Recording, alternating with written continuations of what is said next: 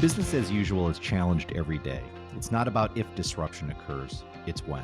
On this original show from Castellan Solutions, we're learning from the world's best leaders so you can be ready for whatever comes next. I'm Cheyene Marling. And I'm Brian Zawada. Well, Chey, can you believe we've already wrapped up season 1 of Business Interrupted? I know it's gone by so quickly, and it's just been so exciting, an incredible journey so far. Throughout this season, we've spoken with some incredible leaders, sharing profound insights on a variety of topics. Brian, are there any favorite moments that stick out to you as you think about this season? I'm probably challenged by limiting it to my favorite moments.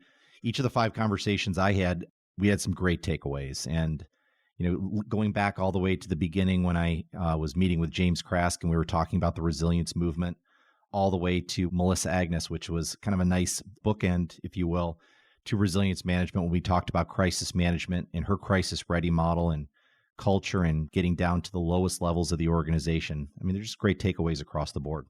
What about you, Chey? What were some of your favorite moments? Oh, there were so many.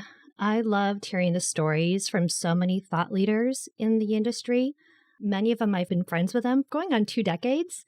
And just hearing about their interesting stories on how they got to where they are today, how they stepped up instead of stepping down, how they really used a lot of their soft skills, their personal brand, and all their just incredible stories, looking at Larry Naffo from 9/11 and how he was very involved and how he was challenged at that one point of his career, looking at Melanie Lucht at Carnegie Mellon, how they were incredibly prepared for COVID from a university standpoint, protecting their students, their faculty, and then Eddie Galang and how he's looking at the supply chain.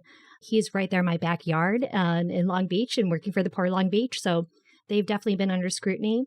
Looking at Ajay Puthenvedo and how he's been looking at how he really was challenged in coming into a position where they didn't need him anymore and how he reinvented himself. So really always thinking outside the box.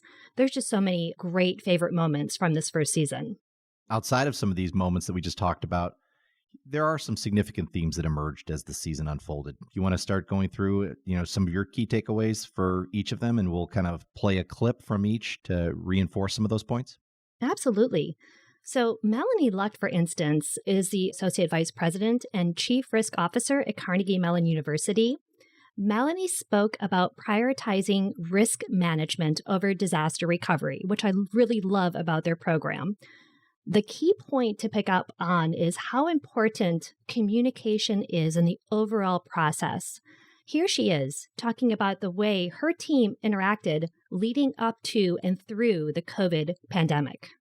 We actually started communicating with one another as a team, as our emergency preparedness team, and getting many of our stakeholders on campus prepared for what we anticipated was going to happen. So that actually started on January 22nd. Our executive director of health services alerted the community to what became a pandemic. And it was primarily out of concern for our international students who were returning from winter break. We wanted to make sure that we were providing them with the care and support that they might need should they need it, but also to raise the awareness throughout the community that this was happening.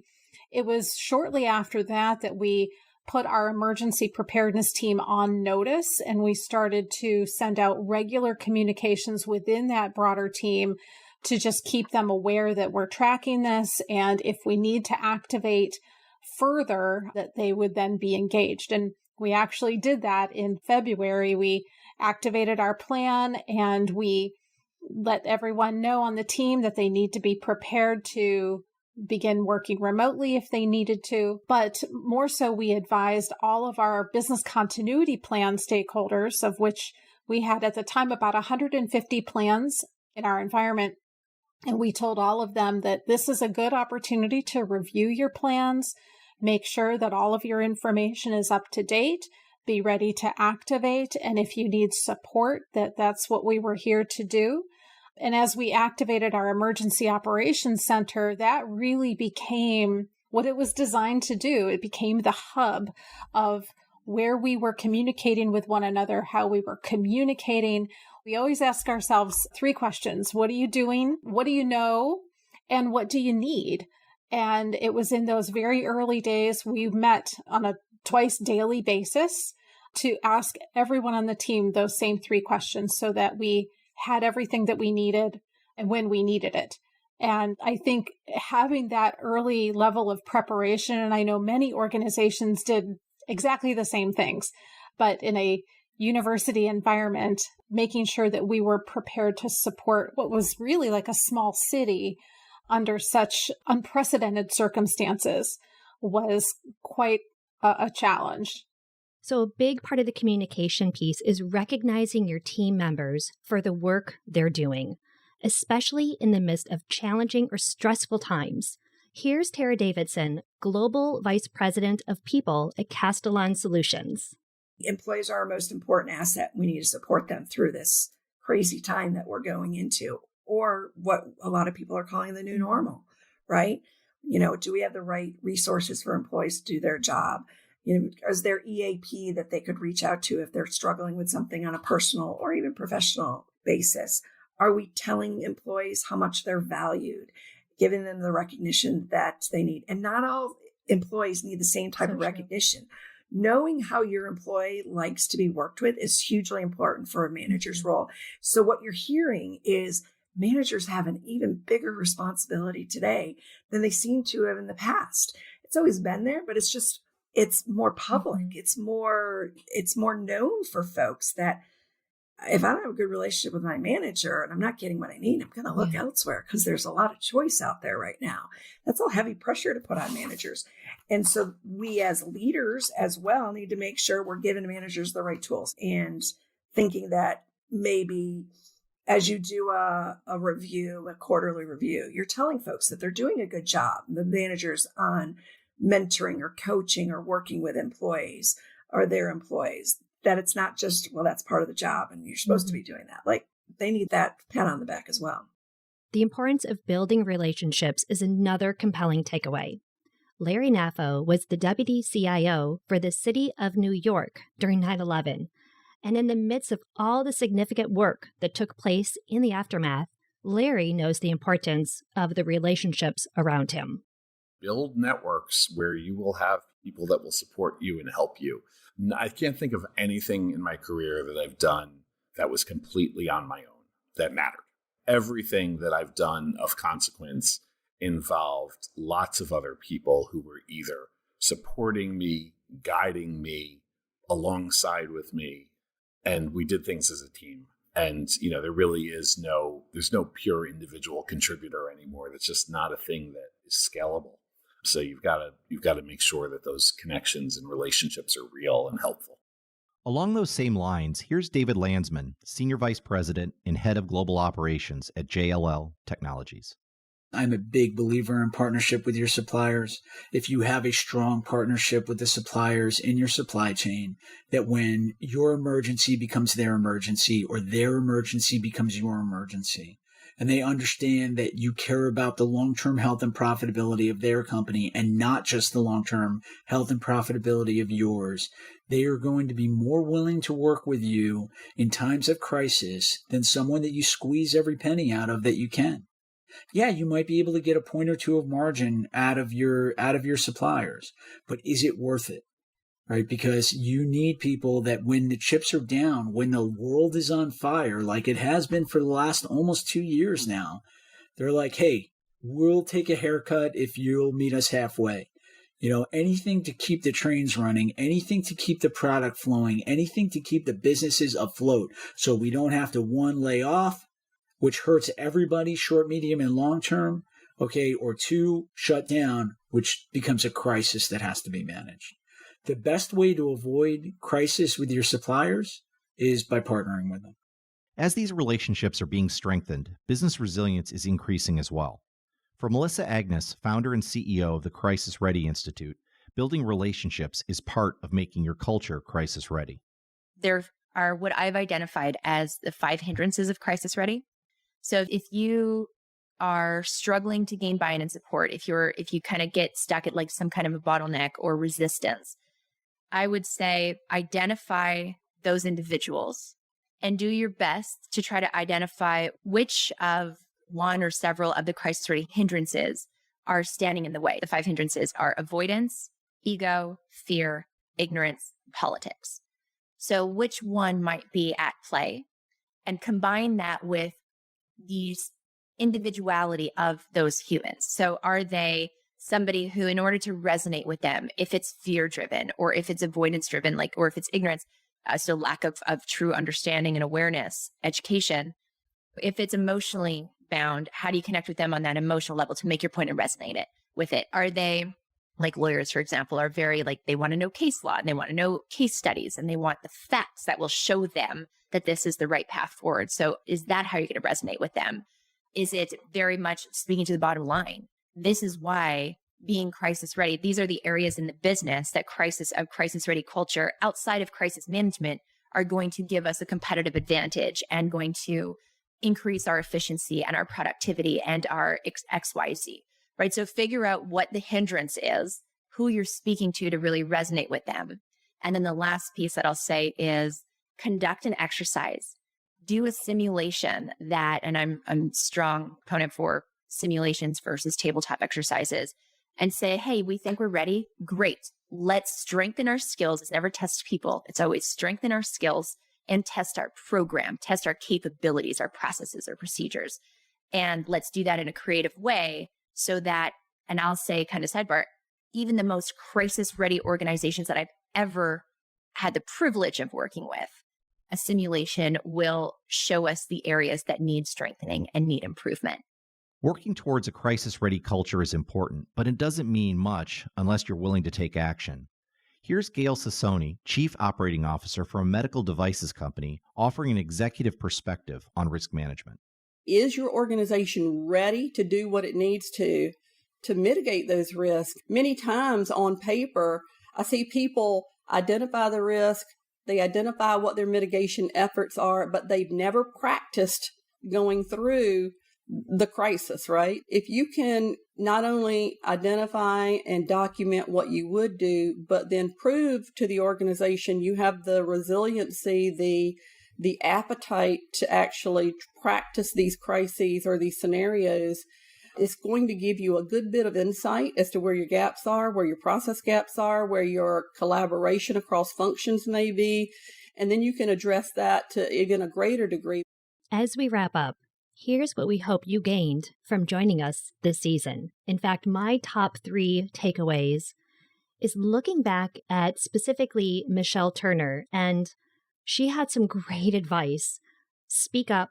You are where you are for a reason. You have a seat at the table, and make sure you are communicating as necessary. And I thought that's just a great message, because sometimes we may get lost in not having that confidence in ourselves. And developing as a leader, you need to make sure that you're not only listening, but also speaking up as necessary. And I love how Larry Naffo indicated to really expand out of your comfort zone. You need to challenge yourself as you grow your career. And you're not always going to have all the answers, so don't beat yourself up. And then looking at Eddie Galang, don't underestimate your team. Surround yourself with champions and really look at growing your team upwards as well. I thought he had some incredible advice in looking at his entire team structure and challenging them and challenging himself as a leader. What about you, Brian? No, those are great, Cheyenne. I'm going to give my 3 takeaways that it was a theme across really all 5 of the sessions that I did. And interestingly enough, they all start with the letter C. Culture came up over and over again, and the culture regarding, how you're engaging with third parties, culture regarding how you're handling different crisis situations, and really doubling down on culture and working to understand it and fine tune your overall response or your risk management techniques based on it. My second C came up again over and over again was complexity. The people that I got a chance to speak to, they all kept coming up back over and over again. Let's try to remove unnecessary complexity from our business models, because in doing so, we're going to make ourselves inherently more resilient. It's going to feel more effortless. And the third was the idea of being more concrete. We talked about scenarios, specific threat scenarios. plausible, severe scenarios, and being able to really role play and test against them. I say concrete because it made it real for people. And by being real, it really reinforced the boundaries, if you will, of what we're trying to achieve with resilience management or the resilience movement. Brian, I love the fact that you wrapped it all into 3 C's. And looking back over the season, finally, what is the number one thing you want to leave the audience with? All 5 of my guests talked about how difficult, if not impossible, it is to predict every issue coming at you, and how there's a difference between managing the here and now and looking ahead and working to predict what's next. So I think the theme of flexibility was something reinforced over and over again. Flexibility to identify and have the situational awareness to see what's coming at you, to be able to almost think through what are the different second, third order consequences that are coming.